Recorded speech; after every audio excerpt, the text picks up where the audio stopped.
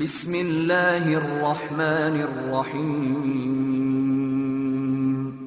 هذا القرآن يوحدنا لطريق الخير يوجهنا الله تعالى أنزله ورسول الله معلمنا هذا القرآن يوحدنا لطريق الخير يوجهنا الله تعالى أنزله ورسول الله معلمنا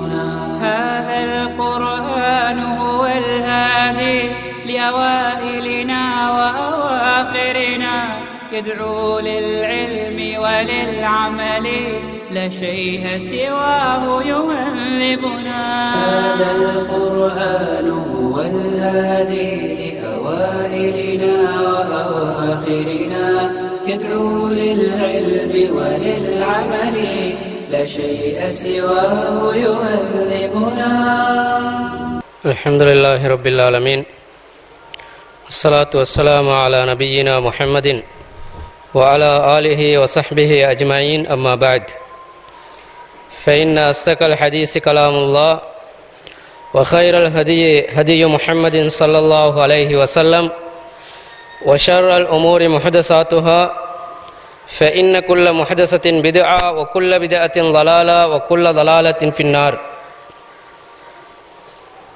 அன்புக்குரிய இஸ்லாமிய சகோதரர்களே, அல்லாஹு தாலாவுடைய கடமையை நிறைவேற்றுவதற்காக இங்கே வந்திருக்கும் அல்லாஹ்வின் நல்லடியார்களே, உலகத்திலே தங்கியிருக்கின்ற காலத்திலே அல்லாஹு தாலாவுக்கு மட்டும் கட்டுப்பட்டு வாருங்கள்.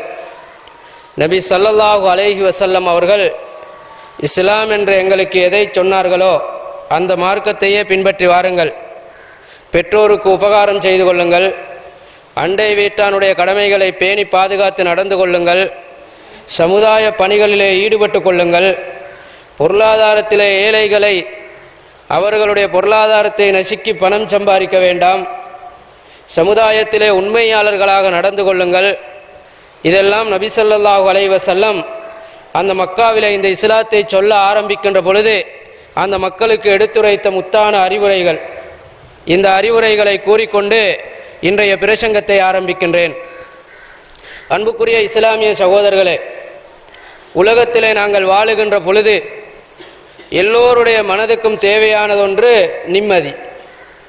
நாங்கள் நிம்மதியாக வாழ வேண்டும், மன நிறைவோடு வாழ வேண்டும். கஷ்டங்கள், துன்பங்கள், கசிவுகள், காயங்கள், உலகவலைகள் எதுவும் இல்லாமல் பரிபூர்ண சுகத்தோடு வாழ வேண்டும். எந்த விதத்திலும் நான் எந்த பிரச்சனையையும் முகங்கூடிக்கக்கூடிய நிலையில் நான் இந்த உலகத்திலே என்னுடைய பௌதிக வளங்கள் அமைந்து விடணும். இப்படியெல்லாம் நாங்கள் ஒவ்வொரு கணமும் இதுக்காக வேண்டி பல தியாகங்களை செய்கிறோம். காசு பணங்களை சம்பாதிக்கிறோம், நேரங்களை செலவு செய்கிறோம். குடும்பத்துக்காக வேண்டி தன்னை நாங்கள் அப்படியே குடும்பத்துக்காக தன்னை குடும்ப நிம்மதிக்காக வேண்டி தன்னை மாய்த்து கொண்டவர்கள் இருக்கின்றார்கள்.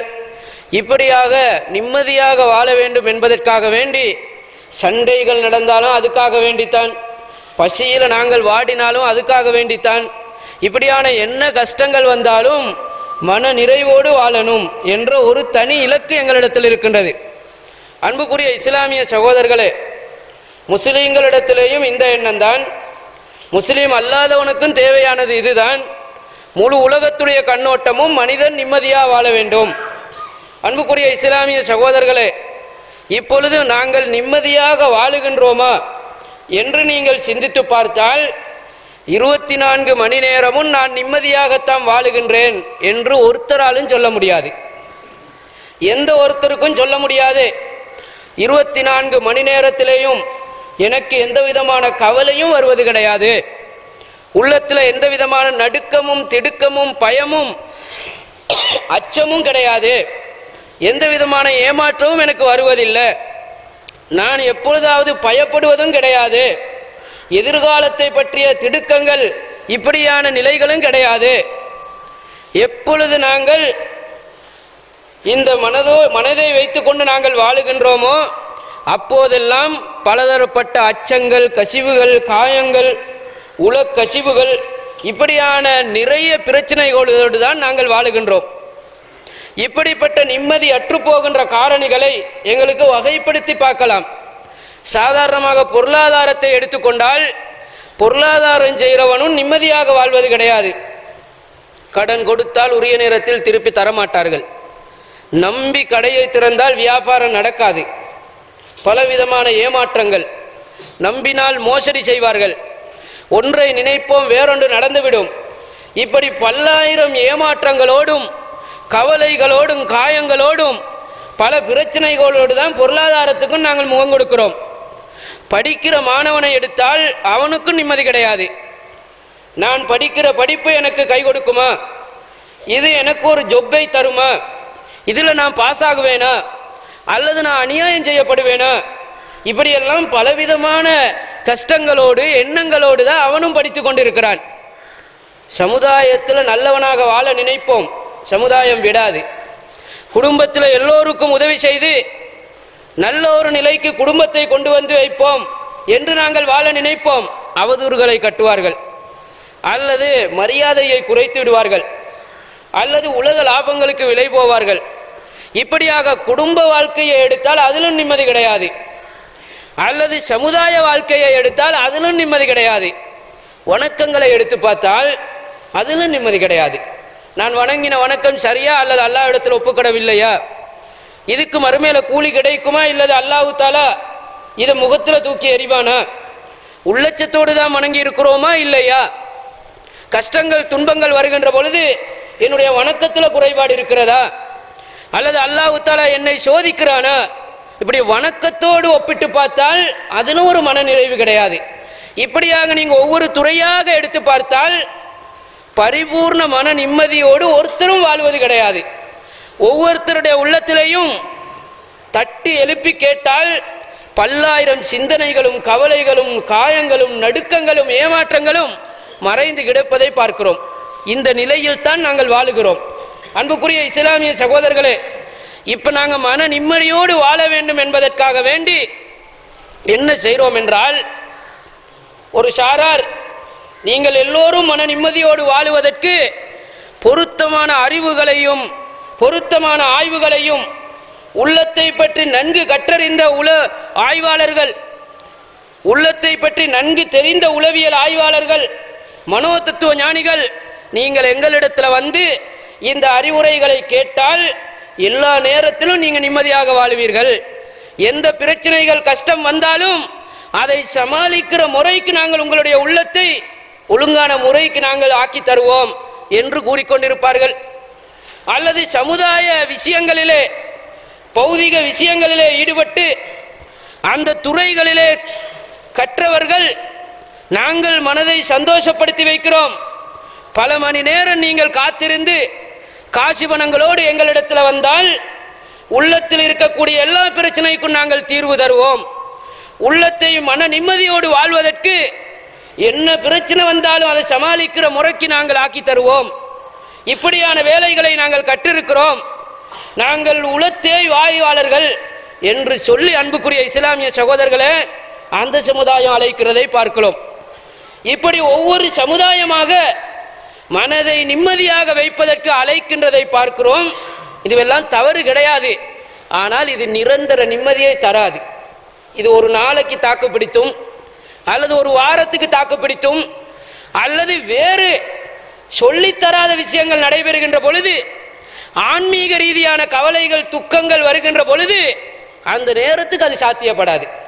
அன்புக்குரிய இஸ்லாமிய சகோதரர்களே, அப்படி என்றால் மன நிம்மதியோடு ஒருத்தன் வாழ வேண்டும் என்றிருந்தால் எவன் மனதை படைத்தானோ அங்கிருந்து ஒரு வழிகாட்டல் வரணும். மனதை படைத்தவனிடத்திலிருந்து ஒரு வழிகாட்டல் இறக்கி அருளப்பட்டால் அதுதான் அவரை பரிபூர்ண நிம்மதியாக வாழ வைக்கும் என்பதனை முதலில் நாங்கள் முடிவெடுக்க வேண்டும். படைத்த ரப்புல் ஆலமீன் சொல்லுகிறான், அலா பிதிக்ரில்லாஹி தத்மஇன்னுல் குலூப், அல்லாஹு தாலாவை நினைப்பதினூடாக உள்ளங்கள் நிம்மதி அடைகின்றன. அன்புக்குரிய இஸ்லாமிய சகோதரர்களே, இப்பொழுது நாங்கள் முடிவெடுத்துக் கொள்ள வேண்டும். மன நிம்மதியோடு நாங்கள் வாழ வேண்டும் என்றிருந்தால் மனதை படைத்தவனுடைய வழிகாட்டலை பெற்றுதான் எல்லா சோதனைகளிலேயும் நிம்மதியாக காட்சியளிக்க முடியும் என்பதனை முதலில் தெரியணும். அந்த ரப்புல் ஆலமீன் இதை சொல்லிவிட்டு மன நிம்மதியை எங்கு எங்களுக்கு தேடச் சொல்லுகிறான் என்று இன்னொரு வசனத்தில் சொல்லுகிறான்.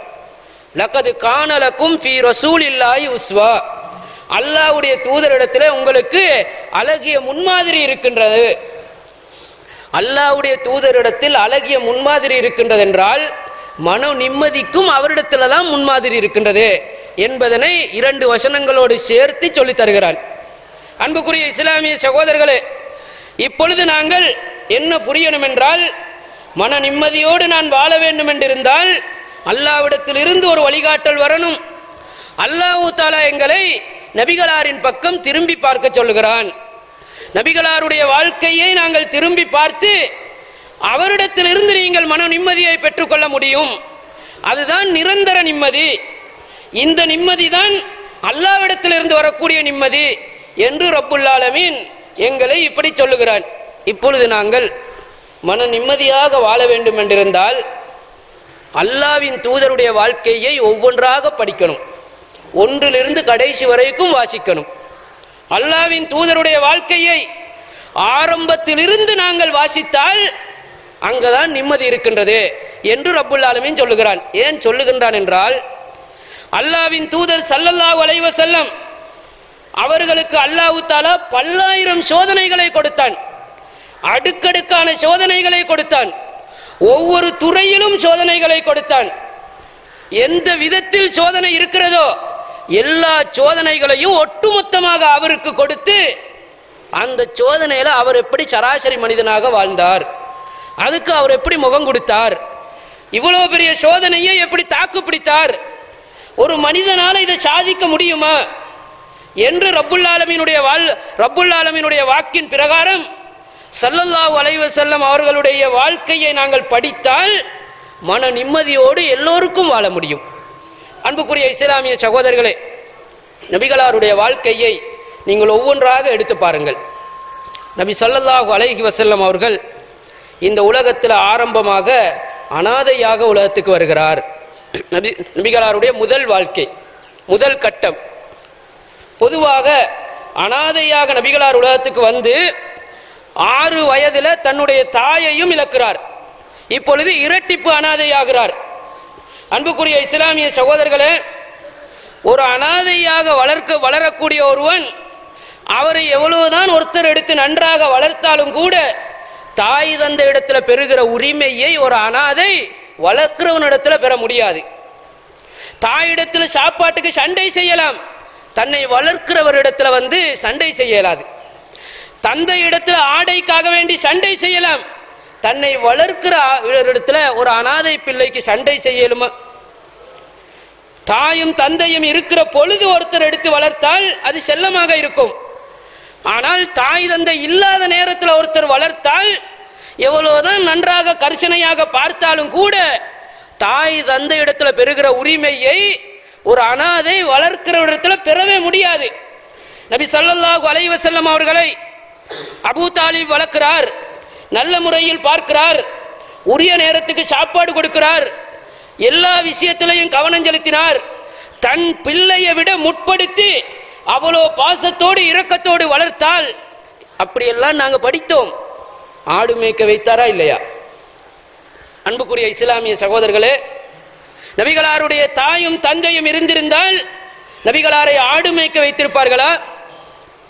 நபிகளாருடைய ஆமினா இருந்திருந்தால், அப்துல்லா இருந்திருந்தால் என் பிள்ளையும் படிக்கணும், என் பிள்ளையும் வாசிக்கணும், என் பிள்ளையும் நாளைக்கு கல்விமானா வரணும், நாளைக்கு என் பிள்ளையும் கல்விமான்களுடைய சபையில உட்காரணும், நாளைக்கு என் பிள்ளையும் 4 கல்விமானுக்கு அட்வைஸ் பண்ணணும், சமுதாயத்தில் மரியாதையோடு வாழணும். இதுக்காகத்தானே எங்கள் பிள்ளைகளை நாங்கள் லட்சக்கணக்கான பணத்தை செலவு செய்து வீடு காணிகளை விற்று ஊரில் இருந்து தேசம் மாறி இப்படியெல்லாம் அடுத்தவனுடைய காலில் விழுந்து பொருளாதாரத்தில் அலைஞ்சி பிள்ளைகள் நாளைக்கு படிப்புல நல்லவனா இருக்கணும் என்பதற்காக வேண்டி பெற்றோர்கள் படுகின்ற கஷ்டம், இந்த சுமை, இந்த சிந்தனை நபிகளாருடைய தாய்க்கும் இருந்திருக்கும், நபிகளாருடைய தந்தைக்கும் இருந்திருக்கும். நபி ஸல்லல்லாஹு அலைஹி வஸல்லம் அவர்கள் பிற்காலத்தில் மதீனாவில் ஜனாதிபதியாக இருக்கின்ற பொழுது இதை சொல்லி காட்டுவார். நாங்கள் எல்லாம் அற்ப சில்லற காசிக்காக வேண்டி மக்காவில் ஆடு மேய்த்தவர்கள் தான். ஜனாதிபதியாக இருக்கிற நேரத்தில் சொல்றார். இதெல்லாம் அழுது கொண்டு கண்ணீரோடு சொல்லவில்லை. ஏன் கண்ணீர் வரவில்லை? பழைய நிகழ்வுகளை நினைத்து இப்பொழுது அவர்களுக்கு ஏன் கண்ணீர் வரவில்லை? என் தாயின் தந்தையும் இருந்திருந்தால் நானும் எழுதியிருப்பேன், நானும் வாசித்திருப்பேன். அல்லாஹ் தஆலா கொடுக்காதது அது தனி விஷயம். உலக அமைப்பில் சிந்தித்து பாருங்கள். அன்புக்குரிய இஸ்லாமிய சகோதரர்களே, நபிகளாருக்கு ஏன் கண்ணீர் வரவில்லை? நபிகளாருக்கு இதை நினைத்து ஏன் மாலை மாலையாக அழவில்லை? அவருக்கு உள சிகிச்சைகள் அங்கே பண்ணப்பட்டதா? உளவியல் ஆய்வாளர்கள் அவருடைய உள்ளத்துக்கு மருத்துவங்களை கொண்டு வந்து சேர்த்தார்களா? மனோதத்துவ ஞானிகள் அவருடைய கவலைக்கு ஆறுதல் சொன்னார்களா? அன்புக்குரிய இஸ்லாமிய சகோதரர்களே, நாங்கள் ஒரு பொறுப்பில் இருக்கிறோம். மறுமை நாளையில் அல்லாஹ் தஆலா என்னை அந்த பொறுப்பை பற்றி விசாரிப்பான். யா அய்யுகல் முஸம்மில் கும் ஃபஅன்திர், போர்த்தி கொண்டிருப்பவரே எழுந்து நின்று பிரச்சாரம் செய். அந்த கேள்வி அல்லாஹ் தஆலா மறுமையில எல்லா மக்களையும் வைத்துக் கொண்டு இறக்கி அருளின அனைத்தையும் மக்களுக்கு நீங்கள் எத்தி வச்சீங்களா என்று என்னிடத்தில் அல்லாஹ் கேட்பான். அந்த பாரிய சுமைதான் அவருக்கு இந்த கவலையை மறைத்தது. அந்த பாரிய சுமையை தலையில் சுமந்ததனால் தான் உலகத்தில் வந்த பிரச்சனைகள் முதுகுக்கு பின்னாலானது. அதனால் தான் அவரால் நிம்மதியாக வாழ முடிந்தது. இந்த தாவா என்ற உணர்வு, நான் அல்லாஹ்வுக்கு பதில் சொல்லணும், எனக்கு தெரிந்த அனைத்தையும் மக்களுக்கு நான் எத்தி வைக்கணும், அதே உணர்வு தான் அவரை அனாதை என்ற உணர்வையும் மறக்கடிக்க செய்தது. அதனால் அவர் பட்ட துன்பத்தையும் அதனால் அவருக்கு கிடைத்த அபாயத்தையும் மறைக்க செய்தது எதென்றால், மறுமேல அல்லாஹ் தஆலா என்னிடத்தில் கேட்கின்ற கேள்வி இருக்கின்றதே, அதை நான் சரியாக ஒழுங்குபடுத்துகிறேனா? அன்புக்குரிய இஸ்லாமிய சகோதரர்களே, அதனால் தான் அல்லாஹ் தஆலா சொல்லுகிறான், உலகத்தில் பல்லாயிரம் பிரச்சனை இருக்கலாம், எவராலும் உள்ளத்துக்கு நிம்மதி கொண்டு வர முடியாது. அந்த தூதரை பாருங்கள், அவருடைய வாழ்க்கையை பாருங்கள், அவர் பெற்றுக்கொண்ட உணர்வை பாருங்கள், அவர் சுமந்த பாரிய சுமையை பாருங்கள். அந்த சுமைதான் அவரை உலக கவலையில் இருந்து மறக்கடித்து அதை முதுகுக்கு பின்னால் ஆக்கி அவருக்கு நிம்மதியாக வாழ முடிந்தது என்று அல்லாஹ் தஆலா லகது கானலக்கும் ஃபீ ரசூலில்லாஹி உஸ்வா, அல்லாஹ்வின் தூதரிடத்தில் உங்கள் நிம்மதிக்கு முன்மாதிரி இருக்கிறது. நபி ஸல்லல்லாஹு அலைஹி வஸல்லம் அடுத்து அனுபவித்தது ஹிஜ்ரத். ஹிஜ்ரத் என்ற வாழ்க்கை, நபிகளாருடைய அந்த ஹிஜ்ரத் பயணத்தை பற்றி நாங்கள் நன்றாக விளங்கி வச்சிருக்கிறோம். ஹிஜ்ரத் என்பதை நீங்கள் ஒழுங்காக படித்து பார்த்தால் இது ஒரு சாதாரண நிகழ்வு கிடையாது. நபி ஸல்லல்லாஹு அலைஹி வஸல்லம் மக்காவில் இருந்து மதீனாவுக்கு ஹிஜ்ரத் போனார்களே, இதை நீங்கள் படித்து பார்த்தால் இந்த நிகழ்வு இரத்த கண்ணீர் வடிக்கின்ற நிகழ்வாக இருக்கின்றது. நபிகளாருடைய வாழ்க்கையை மூன்றாக பிரித்துக் கொள்ளுங்கள். ஆரம்பத்தில் நபிகளார் பரம ஏழை, அனாதை. நடுத்தர கட்டம் மிகப்பெரிய கோடீஸ்வரன். நபிகளாரால பணக்காரனாகினவர்கள் எத்தனையோ பேர். ஷாமுக்கு வியாபாரத்துக்கு போனால் அந்த தேசமே முகம்மது வந்திருக்கிறார் என்றால் அவ்வளவு பெரிய வியாபாரி. கடைசி காலம் எப்படி தெரியுமா? 10 வருஷ வாழ்க்கையில மதீனாவில் 10 வருஷமா வீட்டில் விளக்கு பத்த வைக்கவே இல்லை. அவ்வளவு பரம ஏழை. மௌத்தாகின்ற அந்த இரவுல கூட ஆயிஷா நாயுடைய வீட்டில் விளக்கு பத்த வைப்பதற்கு எண்ணெய் கிடையாது. விளக்கு பத்த வைப்பதற்கு எவ்வளவு எண்ணெய் தேவை? ஜெய்தூன் உற்பத்தி ஆகின்ற நாடு. ஒரு துளி ஜெய்தூனை எடுத்து ஒரு பிடவை திரையில வச்சா பத்திடும். ஒரு துளி ஜெய்தூன் இருந்திருந்தால் பல நாட்களாக பசியில வாடுகின்ற அந்த நாவுல பூசிக்கொள்வார்கள். அந்த அளவுக்கு பரம ஏழையாக நபிகளாருடைய இறுதி காலம். நபிகளார் ஹிஜ்ரத் போகின்ற காலம். கோடீஸ்வரனாக இருக்கின்ற பொழுதுதான் எல்லாத்தையும் போட்ட மாதிரி வைத்துவிட்டு ஒரு கைப்பிடி அளவு கூட எடுத்துக்கொண்டு போக முடியாத அளவுக்கு இரவோடு இரவாக ஒரே தோழரை மாத்திரம் அழைத்து கொண்டு மதீனாவில் போய் தஞ்சம் புகுறாரு. இது சாதாரண நிகழ்வல்ல. ஒரு ஊர்ல ஒன்றுமில்லாத ஒருத்தனுக்கு எங்கேயும் போகலாம். ஒரு ஊர்ல ஒருத்தன் இருக்கிறான், 10 கடை இருக்கிறது, 10 தோப்புகள் இருக்கின்றன, 10 வாகனங்கள் இருக்கின்றன, ஊர்ல பாதி சொத்து அவனுடைய. எல்லாத்தையும் பிடுங்கி கொண்டு வெறுங்கையோடு அனுப்பினால் அவனுக்கு நிம்மதியாக போய் வாழ முடியுமா? அன்புக்குரிய இஸ்லாமிய சகோதரர்களே, ஒரு காலத்தில் யாழ்ப்பாணத்தில் இருந்தும் மன்னாரில் இருந்தும் முஸ்லிம்கள் பெட்டி படுக்கையோடு வந்து இறங்கினார்கள். வார வழியிலே பாதி பேருக்கு நோய்வாய்ப்பட்டு விட்டது, சிலர் இறந்தும் போனார்கள். இன்றைக்கு அதை நினைத்தாலும் மாலை மாலை ஆளுகின்றார்கள். நாங்கள் எல்லாம் எப்படி வாழ்க்கை வாழ்ந்தோம், நாங்கள் எல்லாம் எவ்வளவு செல்வ செழிப்போடு வாழ்ந்தோம், எங்களுடைய வீட்டுக்கு வந்தவன் சாப்பிடாம போனது கிடையாது. ஒவ்வொரு நாளும் 100 பேருக்கு தொழில் கொடுத்து 100 பேருக்கு சாப்பாடு போட்ட தொழில் அதிபர்களை எல்லாம் கொண்டு வந்து அகதி முகாமில் குந்த வைத்து பட்டேல சோறு கொட்டினா எப்படி இருக்கும்? இன்றைக்கு நினைத்தாலும் அழுகை வரும். நபி ஸல்லல்லாஹு அலைஹி வஸல்லம் அவ்வளோ கோடீஸ்வரனாக இருந்து கொண்டு உடுத்த ஆடையோடு மதீனால வந்து வாழ்ந்தாரு. கண்ணீர் வந்ததா? ஏன் கண்ணீர் வரவில்லை? அவருக்கு ஏன் கவலை வரவில்லை? மாலை மாலையாக ஏன் அவர் அழவில்லை? பாதை வழியே இதையே சிந்தித்து இதையே நொந்து நொந்து போய் சராசரி நிலையிலிருந்து மாறி உரிய நேரத்துக்கு சாப்பிடாமல், சமுதாயத்தோடு சிரித்து மகிழாமல், சமுதாய பணிகளில் ஈடுபடாமல், தனி மேல போய் மனோபாயங்களை உணர்ந்து இப்படியாக அவர் வாழ்ந்தாரா? அவரும் சிரித்து மகிழ்றாரு, அவரும் குழந்தைகளை பெற்றெடுக்கிறாரு, அவரும் எல்லோரையும் போல சிரித்து வாழ்றாரு, அவரும் பொருளாதாரம் செய்கிறாரு. இந்த நிகழ்வு அவருக்கு ஏன் தாக்கத்தை ஏற்படுத்தவில்லை? நான் ஒரு பொறுப்பில் இருக்கிறேன், அந்த பொறுப்பை அல்லாஹ் கேட்பான். அன்தும் மஸ்ஊலூன அன்னி யௌமல் கியாமா, மறுமை நாள்ல உங்களிடத்துல என்ன பத்தி அல்லாஹ் கேட்பான். அலா ஹல் பல்லகுது, நான் எல்லாத்தையும் எத்தி வச்சுட்டேனா? அல்லாஹ் தஆலா இத கேள்வி என்னட்ட கேட்பான். அந்த உணர்வு தான் அவருக்கு உலக கவலையை மறைத்தது. அதனாலதான் அவருக்கு நிம்மதியாக வாழ முடிந்தது. அதனால தான் அல்லாஹ் தஆலா சொல்லுகிறான், லகது கான லகும் ஃபீ ரசூலில்லாஹி உஸ்வா, அல்லாஹ்வின் தூதரிடத்துல அழகிய முன்மாதிரி இருக்கிறது, அவரிடத்துல நிம்மதியை நீங்கள் பெறுங்கள். அன்புக்குரிய இஸ்லாமிய சகோதரர்களே, சில சந்தர்ப்பத்தில் ஒரு ஊரில் இருந்து இன்னொரு ஊருக்கு அகதியாக போவார்கள். போன இடத்துல இருந்ததை விட பணக்காரனா மாறினால் நிம்மதியா வாழலாம். நபிகளாருடைய வாழ்க்கையை எடுத்தால் அப்படியும் கிடையாது. நபிகளார் மதீனாவில் சீமானாக கோடீஸ்வரனா இருந்தார்கள். மக்காவில் மதீனாவுக்கு வந்து அங்க வந்து அதை விட பணக்காரனா மாறினாரா?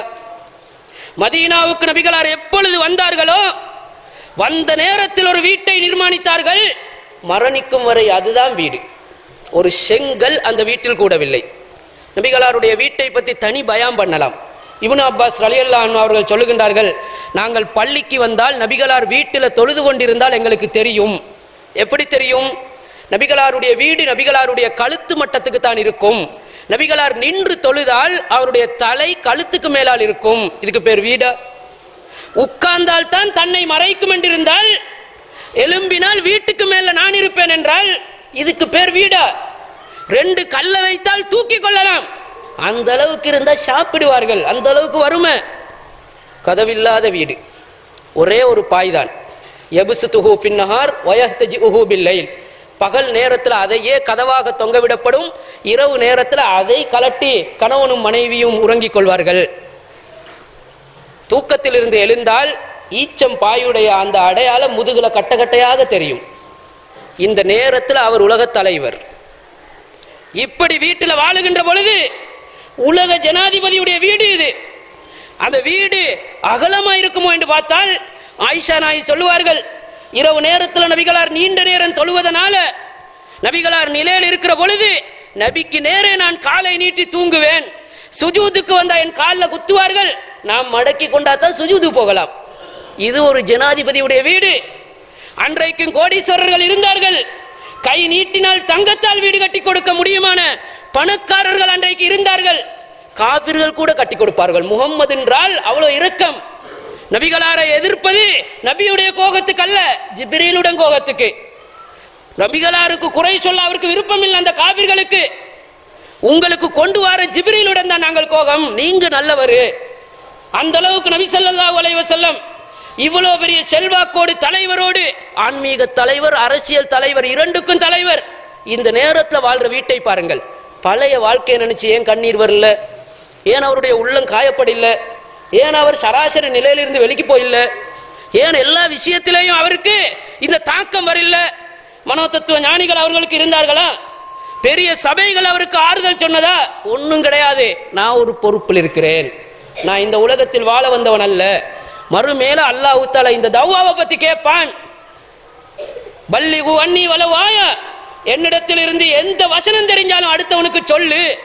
இந்த பொறுப்பு தான் எனக்கும் இருக்கிறது, இந்த பொறுப்பு தான் இந்த ஊருக்கும் இருக்கிறது, இந்த பொறுப்பு தான் இங்க உட்கார்ந்து இருக்கிறவருக்கும் இருக்கிறது. நாங்கள் நிம்மதியை தேடி எங்கோ அலைகிறோம். இந்த பொறுப்பை தவற விட்டதுனால நிம்மதியும் கிடைக்கல, பொறுப்பையும் நிறைவேற்றல. ஆனால் தான் ரப்புல் ஆலமீன் சொல்லுகிறான், லக்கது கான லக்கும் ஃபீ ரசூலில்லாஹி உஸ்வா. நிம்மதி தேவை என்றால் அந்த தூதரை பாரு, அந்த பொறுப்பை நீ தலையில சுமந்துகொள். உலகத்துக்கு தீர்வு காண இயலாது, உலக பிரச்சனை எவனாலே முடிக்க இயலாது. உலக பிரச்சனை கடல் போல, அது திறக்க திறக்க அதை விட பெரிதாக வந்து கொண்டே இருக்கும். ஒரு பிரச்சனையை நீங்கள் தீர்வு கண்டால் அதுக்கு பின்கால 10 பிரச்சனை உருவாகும். அந்த 10க்கும் தீர்வு கண்டு முடிக்கின்ற பொழுது 100 பிரச்சனை ஆயிடும். அந்த 100க்கும் தீர்வு காணுகின்ற பொழுது 1000 பிரச்சனை. இதுதான் உலகம். அதனால் தான் அல்லாஹ் தஆலா உலகத்தை படைத்து, எங்களையும் படைத்து, உள்ளத்தையும் படைத்து அங்கிருந்து வழிகாட்டுகிறான். அந்த தூதரின் பக்கம் செல்லுங்கள். அவர் கொண்ட அந்த கொள்கை, அவர் கொண்ட அந்த பொறுப்புணர்ச்சியை நீங்கள் கையில் எடுத்தால் நிம்மதியாக வாழ முடியும். அந்த சிந்தனை தான் நபி ஸல்லல்லாஹு அலைஹி வஸல்லம் மதீனால வாழ்ந்த வாழ்க்கை 10 வருஷம். இந்த 10 வருஷத்துக்கும் 10,000 வருஷம் பயான் பண்ணலாம். அவ்வளோ அற்புதமான வாழ்க்கை. நபிகளார் மதீனால பட்ட துன்பங்கள், அன்புக்குரிய இஸ்லாமிய சகோதரர்களே, நபிகளார் பட்ட பட்டினி, நபிகளாருடைய வந்த சோதனைகள், நபிகளாருடைய ஒவ்வொரு விஷயத்துக்கும் ஒவ்வொரு பயான் பண்ணலாம். நபிகளார் மதீனால பட்ட கஷ்டம், மக்காவுல கோடீஸ்வரனா இருந்துட்டு மதீனால இப்படி ஒருத்தருக்கு வாழ இயலுமா என்று நீங்கள் சிந்தித்து பார்த்தால் ஒருத்தருக்கும் இதை புரிஞ்சு கொள்ள இயலாது. நபி ஸல்லல்லாஹு அலைஹி வஸல்லம் லுஹா தொழுது வீட்டுக்கு வருவார்கள். மனைவிமாரிடத்துல கேட்பார்கள், ஹல் இந்தக்கும் ஷைஉன், சாப்பிட ஏதும் இருக்கிறதா? 11 மனைவிமார்களும் மா இந்தனா ஷைஉன், ஒவ்வொரு வீட்டுக்கா போய் சாப்பிடுறதுக்கு ஏதும் இருக்கிறதா? மா இந்தனா ஷை, சாப்பிட ஒன்றுமே கிடையாது. இது ஒரு ஜனாதிபதியுடைய கேள்வி, சாப்பிடுவதற்கு ஏதும் உண்டா என்பது. சாப்பிடுவதற்கு ஒன்றும் கிடையாதாம். இன்றைக்கு ஒரு பிஸ்கட் இல்லாத ஒரு வீடு காட்டலுமா?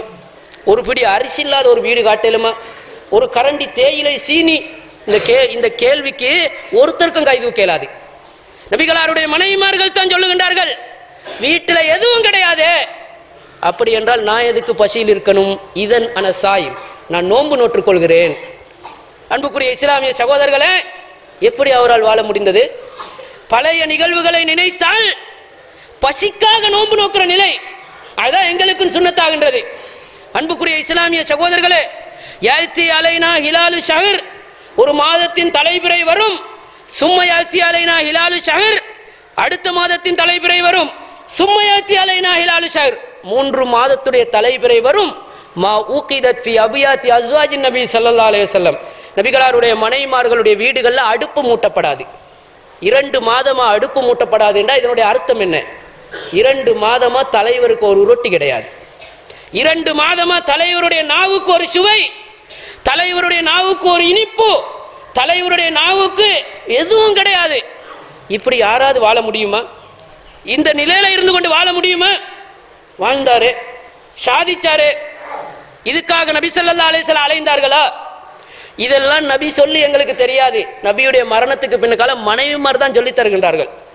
அன்புக்குரிய இஸ்லாமிய சகோதரர்களே, அவர் இதையெல்லாம் தாங்கிக் கொண்டு பழைய நிகழ்வை நினைத்து நினைத்து அவர் கண்ணீரோடு வாழாமல் அவர் எப்படி நிம்மதியா வாழ்ந்தார்? இந்த பொறுப்புணர்ச்சி தான். அல்லாஹ் தஆலாவுடைய மார்க்கத்தை நான் சுமந்திருக்கிறேன், அதை பற்றி அல்லாஹ் கேட்பான். அந்த கேள்விக்குரிய பதிலை நான் சரியாக அதை தயாரித்துக் கொள்ளணும். அல்லாஹ் தஆலாவிடத்தில் நான் மறுமையில பதில் சொல்லணும். அந்த உணர்வு தான் இவரை நிம்மதியாக வாழ வைத்தது. அதனால் தான் அல்லாஹ் தஆலா எங்களுக்கு சொல்லுகிறான், நபியின் பக்கம் நீங்கள் போங்கள், அவருடைய வாழ்க்கையை வாசியுங்கள், அதுல நீங்கள் இணையுங்கள். இந்த பொறுப்புல இணைந்தால் அந்த உணர்வு தான் நிம்மதியா வாழ வைக்குமே தவிர, யாரெல்லாம் இந்த தவ்வாவுடைய வேலையில அல்லாஹ்வுடைய மார்க்கத்தை அடுத்தவனுக்கு சொல்ற வேலையில ஈடுபடுகின்றார்களோ அவனுக்கு வீடு இல்லாம இருக்கலாம், அவனுக்கு நோயா இருக்கலாம், அவன் பட்டினியா இருக்கலாம், குழந்தை நோயில இருக்கலாம், நிறைய சோதனைகள் இருக்கலாம். உள்ளத்தை தட்டி எழுப்பி கேளுங்கள், நான் நிம்மதியா இருக்கிறேன் என்றுவான். என்னை விட நிம்மதி இந்த ஊர்ல எவனுக்கும் கிடையாது என்று அவனுக்கு தெரியும். இல்லாவிட்ட இந்த குர்ஆன் பொய்யாகிடும். நபியுடைய வாழ்வே அர்த்தம் இல்லாம ஆயிடும். அதனால் தான் ரப்புல் ஆலமீன் ஏன் தெரியுமா அவன் நிம்மதியா இருக்கிறான்? அவனுக்கு இதெல்லாம் டாக்கட்டே கிடையாது, அவனுக்கு இதெல்லாம் தலையில விஷயமே கிடையாது. அன்புக்குரிய இஸ்லாமிய சகோதரர்களே, பஞ்சு மெத்தையில உறங்கினாலும் தூங்குறான், நிலத்துல உறங்கினாலும் தூக்கம் தான் போகணும். அல்லாஹ் தஆலா தூக்கத்தை தராவிட்டா பஞ்சு மெத்தையில உறங்க இயலாது. எதை சாப்பிட்டாலும் வயிறு நிரம்பும், எல்லா நாளும் உரட்டிய சாப்பிட்டாலும் வயிறு நிரம்பும். மாத்தி மாத்தி சாப்பிடுகிறோம் ஆசைக்காக, பசிக்கல்ல. அது அவனுக்கு தெரியும் அந்த தத்துவம். இந்த உலகம் என்பது அர்த்தம் கிடையாது, எல்லாமே ஒரு செகண்ட்ல ஒன்றும் இல்லாம போகக்கூடியது. மறுமை வீடுதான் தாருல் ஆகிரா லில் முத்தகீன், முத்தகீன்களுக்கு அதுதான் வீடு. அந்த வீட்டை அவன் தயாரிக்கிறான். இது அவனுக்கு தான் இது புரிகிறது. அதனால் தன் நபிகளார் சொல்லுகின்றார்கள், உள்ளத்துக்கு அமைதி தேவையா? அல்லாஹ் தஆலா சொல்லுகிறான், உள்ளத்துக்கு அமைதி தேவையா? அந்த நபியை போல நீங்கள் பார்த்து கொள்ளுங்கள். அன்புக்குரிய இஸ்லாமிய சகோதரர்களே, நபிக்கு வந்த சோதனைகள் ஒன்று ரெண்டல்ல, அடுக்கடுக்கான சோதனைகள், ஒவ்வொரு துறையிலும் சோதனை. நபிகளாருக்கு அல்லாஹ் தஆலா 7 குழந்தைகளை கொடுத்தான். தன்னுடைய வாழ்நாளிலே 6 குழந்தைகளை நபிகளார் தன் கரத்தால மரணத்தை அடக்கம் செய்கிற நிலை. இப்படி ஒரு வாப்பா ஊர்ல இருந்தால் ஊரே அவருக்கு கதை கட்டும், அல்லாஹ் தஆலா இவனோட கோவித்தான் என்று. அந்த அரேபியா தீபகற்பத்தில் எவ்வளவுதான் செல்வ செழிப்போடு வாழ்ந்தாலும் தனக்கு என்று சொல்லி ஒரு ஆண் மகன் இல்லாவிட்டால் மதிக்க மாட்டார்கள். நபி ஸல்லல்லாஹு அலைஹி வஸல்லத்துக்கு அல்லாஹ் தஆலா 3 ஆண் குழந்தையை கொடுத்தான். கொடுக்கிற வேகத்தில் எடுக்கிறான். தன்னுடைய வாரிசுன்னு ஒரு ஆண் மகன் இல்லையே என்றால் யாராவது மதிப்பாங்களா? நபிகளாருக்கு ஒரு குழந்தையை கொடுக்கிறான், எடுக்கிறான். 2வது கொடுக்கிறான், எடுக்கிறான். 3வது ஒரு குழந்தையும் கொடுக்கிறான்.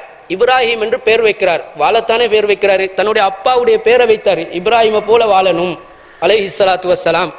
18 மாதங்கள் திடீரென்று எடுக்கிறான். அவருக்கும் உள்ளம் இருக்கிறது, அவருக்கும் வலிக்கும், அவரும் மனிதர் தான்.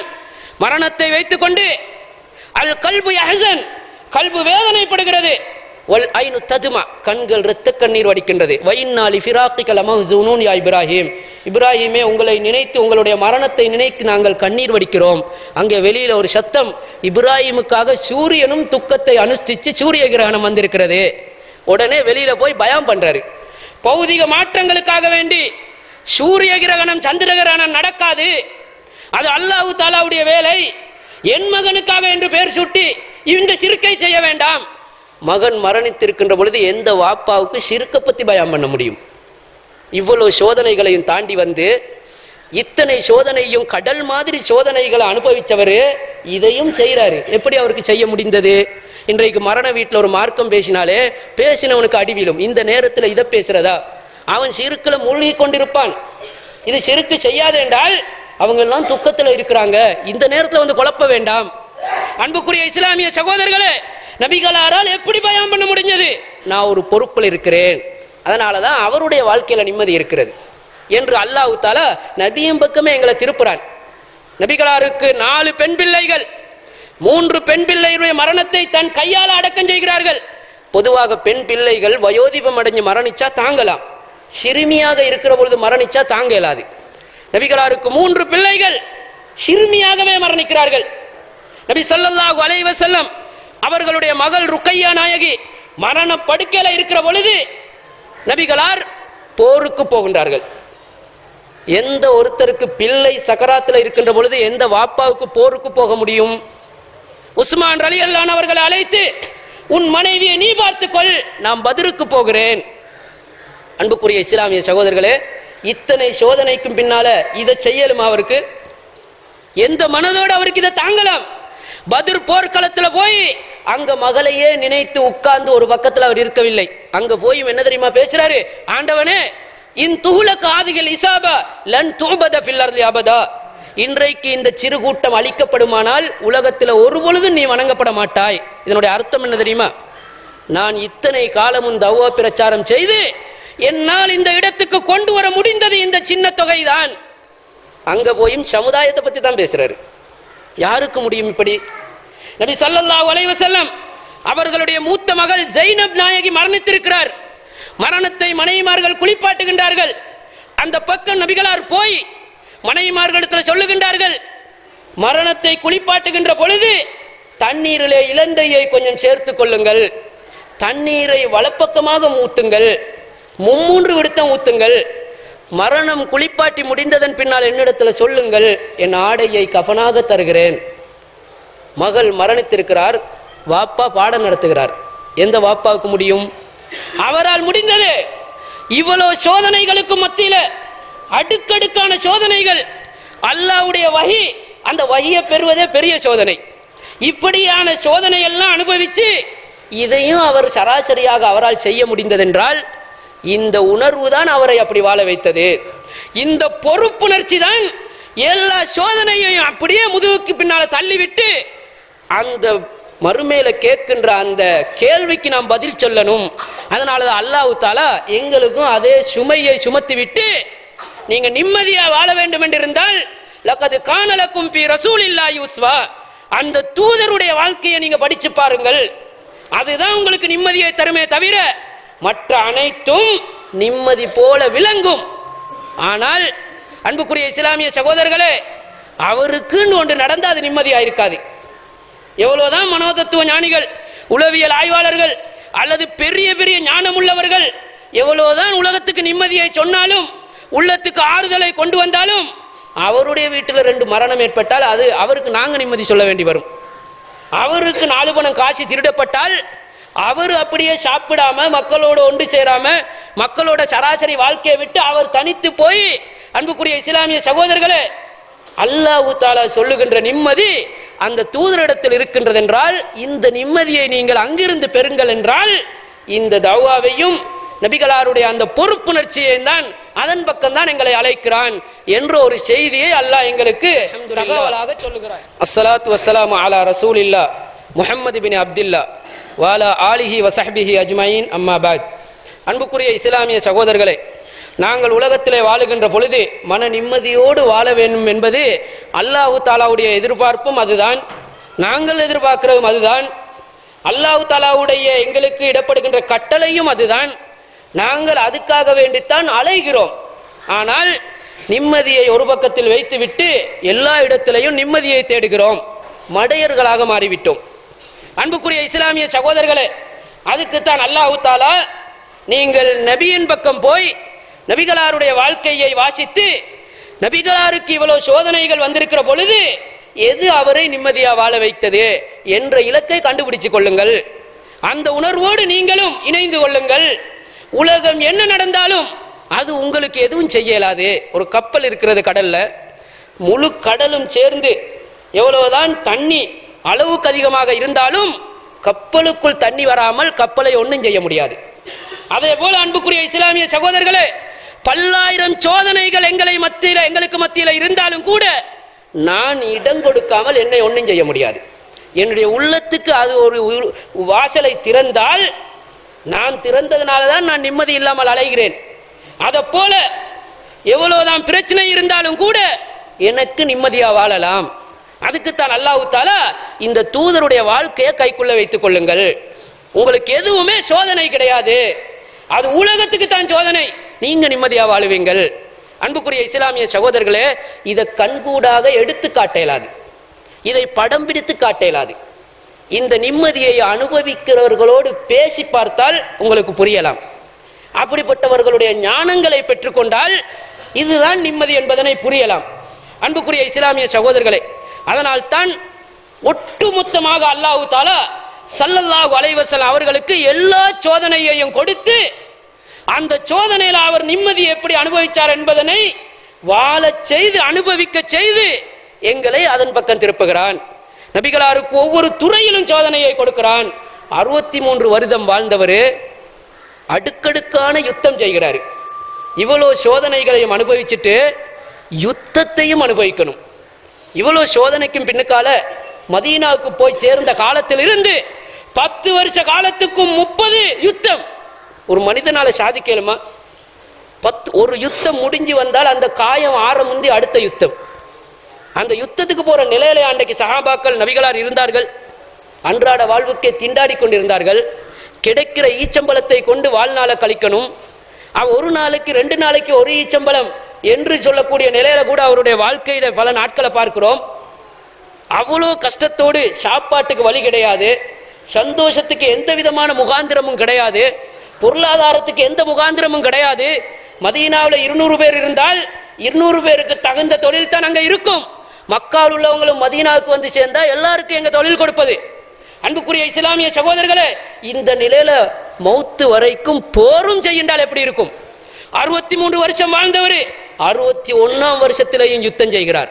யுத்தம் என்பது சாதாரணம் கிடையாது. போர் குதிரையில ஏத்தி அனுப்பினால் அது மின்னல் வேகத்துல பறக்கும். 60 வயது கிழவன போர் குதிரையில ஏத்தி அனுப்பலுமா? நபி ஸல்லல்லாஹு அலைஹி வஸல்லம் போருக்கென்று ஆயத்தமானால் சில சஹாபாக்கள் சொல்லுவார்கள், போர் உக்கிரமாக மூழுகின்ற பொழுது நாங்கள் சில வேளை பயப்பட்டால் நபிகளாருக்கு பக்கத்துல வந்து கொள்வோம். நபிகளார் பம்பரம் மாதிரி இயங்குவாரு. இவ்வளவு சோதனையும் தாங்கி இந்த வயசுல வந்து போர்லையும் அப்படி சாதிக்கிறார் என்றால் அவர் எப்படி இதை நிம்மதியாக சாதிக்க முடியும்? அன்புக்குரிய இஸ்லாமிய சகோதரர்களே, அந்த உணர்வு தான் அவரை நிம்மதியாக வாழ வைத்தது, அவரை கம்பீரமாக வாழ வைத்தது, அவரை பலசாலியாக்கி காட்டினது. எதுக்கும் அடங்காத, அல்லாஹ்வுடைய கட்டளைக்கு மட்டும் அடங்கக்கூடிய அந்த தன்மையை இரும்பு மனுஷனாக்கியது இந்த பாரிய சுமை மட்டும்தான். தாயிஃபுக்கு போகின்றார்கள். நபிகளார் எடுத்து வைத்த ஒவ்வொரு எட்டுக்களும் இரத்த சுவடுகள். அன்புக்குரிய இஸ்லாமிய சகோதரர்களே, ஒரு ஓரமாக வந்து நிற்கிறார்கள் மலை பக்கமாக. மலைக்கு பொறுப்பான மலக்கு வந்து 2 மலையை சேர்த்து இவங்கெல்லாம் அழிச்சட்டுமா? இரத்தம் வடிந்தோடி கொண்டிருக்கிற நேரத்தில் சொல்லுகிறார், நபிகளாருடைய வசனத்தை பாருங்கள். யஹ்ருஜு மின் அஸ்லாபிஹிம் உனாசுன், இவங்களுக்கு பின்னுக்கால ஒரு சமுதாயம் வருவாங்க. யஅபுதூன அல்லாஹ வஹதஹு, அல்லாஹ்வை மட்டும் வணங்குவாங்க. லா யுஷ்ரிகுன பிஹி ஷைஆ, அல்லாஹ்வுக்கு அணு அளவும் சிறுக்கு செய்ய மாட்டார்கள். இந்த நேரத்தில் பொறுமையா அழகா இந்த வசனம் ஒரு மனிதனுக்கு வருது. எவ்வளவு பெரிய பொறுமை, எவ்வளவு பெரிய நிம்மதியான வசனம், எவ்வளவு பெரிய அமைதி. இந்த நேரத்தில் யாருக்காவது அமைதியா நிதானமா இப்படி சொல்லலுமா? அவரால் எப்படி முடிந்தது? இவ்வளவு சோதனைக்கு பின்னால் எப்படி முடிந்தது என்றால், நான் ஒரு பொறுப்பில் இருக்கிறேன், அல்லாஹ் தஆலா எங்களை கேட்பான், மறுமையில சும்மா விட மாட்டான், வெறும் வீண் வாழ்க்கையாக எங்களுக்கு தரல, காலடிய நகர்த்த மாட்டான் பதில் சொல்லாமல். இதே கேள்விதான் எனக்கும் உங்களுக்கும், இதே நிலையில தான் நாங்களும் இருக்கிறோம். அன்புக்குரிய இஸ்லாமிய சகோதரர்களே, அதனால் தான் அவருக்கு நிம்மதியாக வாழ முடிந்தது. நபிகளாருக்கு 2 துறைகள் இருந்தன, 2ம் பணம் சம்பாதிக்க நல்ல துறைகள். ஒன்று அரசியல் தலைவர், அடுத்தது ஆன்மீக தலைவர். அரசியல்ல நிறைய பணம் தான் சம்பாதிக்கலாம், ஆன்மீகத்தை சொல்லி நிறைய பணம் சம்பாதிக்கலாம். நபி ஸல்லல்லாஹு அலைஹி வஸல்லத்துடைய காலத்துல ராஜாக்கள் என்ன வாழ்க்கை வாழ்ந்தார்கள்? அவர்களுடைய மாளிகை என்ன, தோட்டங்கள் என்ன, துறவுகள் என்ன, நீச்சல் தடாகங்கள் என்ன, அவர்களுடைய விலங்குகள் என்ன, இப்படி வாழ்ந்த நேரத்தில் நபிகளார், அன்புக்குரிய இஸ்லாமிய சகோதரர்களே, ஒருத்தர் நபிகளார் இடத்துல வருகின்றான், கூனி குறுகி கைகட்டி நிற்கின்றான். பிற்காலத்தில் ஜனாதிபதியா இருக்கிற பொழுது நபிகளார் சொல்லுகிறார்கள், எனக்கு முன்னால நீ ஏன் அப்படி நிற்கிறாய்? நானெல்லாம் அற்ப சாப்பாட்டுக்கு வழி இல்லாம உப்பு கட்டிய சாப்பிட்டு வளர்ந்த ஒரு பெண்ணுக்கு பிறந்த பிள்ளை மகன்தானே நான். அன்புக்குரிய இஸ்லாமிய சகோதரர்களே, உலக தலைவருடைய வசனம். ஆனால் குடிசையில வாழ்றாரு. வல்லரசு நாடுகளுக்கு கடிதம் அனுப்பினால் நடுங்குகின்ற நிலை. வல்லரசு நாடுகளுக்கு கடிதம் அனுப்புவார்கள். சஹாபாக்கள் அந்த கடிதத்தை கொண்டு போய் ரோம் பாரசீகத்துக்கு இஸ்லாத்துக்கு வரணும் என்று கடிதம் எழுப்பினால் கடிதத்தை கிழிச்சு போடுவாங்க. வந்தவனை கொள்ளில்லை. ஏன்? வந்தால கொண்டால் அங்க முகம்மதோட ஒரு பட்டாளம் இருக்கும், அவங்க எல்லாம் மௌத்த தேன் மாதிரி அனுபவிக்கிறாங்க. இங்க வந்துட்டான்னு சொன்னா எங்களுடைய ஆட்சி பீடம் இருக்காது. அந்த அளவுக்கு அந்த மக்களை இரும்பு மக்களா மாற்றியது இந்த தௌவா, இந்த குர்ஆன், இந்த இறையச்சம், அவர் கொண்டு வந்த பொறுப்பு. அன்புக்குரிய இஸ்லாமிய சகோதரர்களே, அதுதான் நிம்மதி என்பதனை எங்களுக்கு நபிகளார் வாழ்ந்து காட்டுகின்றார்கள். அல்லாஹ் அல் குர்ஆன்ல லகது கான லக்கும் ஃபீ ரசூலில்லாஹி உஸ்வா, மன நிம்மதியோடு நீங்க வாழ வேண்டும் என்றிருந்தால் அங்கதான் நீங்க திரும்பி போகணும் என்று எங்களுக்கு சொல்லுகிறான். எனவே இந்த பொறுப்பை நாங்களும் எடுத்து நிம்மதியோடு வாழ்ந்து, உலக பிரச்சனையாகவே இருக்கட்டும், உலகத்துல பல்லாயிரம் பிரச்சனை, கடன் தொல்லை, பலவிதமான சோதனை, பலவிதமான அநியாயங்கள், பலவிதமான பாவகாரியங்கள், இது இன்னும் அதிகமாகித்தான் உலகம் அழிய போகின்றது. எனவே அன்புக்குரிய இஸ்லாமிய சகோதரர்களே, நாங்கள் அந்த தூதரோடு சொர்க்கத்தில் வாழ்வாங்கு வாழ வேண்டுமே, அதுக்கு நாங்கள் இந்த வழியை தெரிவு செய்ததற்கு வல்ல ரஹ்மான் அருள் புரிவானாக. வ ஆகிர் தாவானா அல்ஹம்துலில்லாஹி ரப்பில் ஆலமீன்.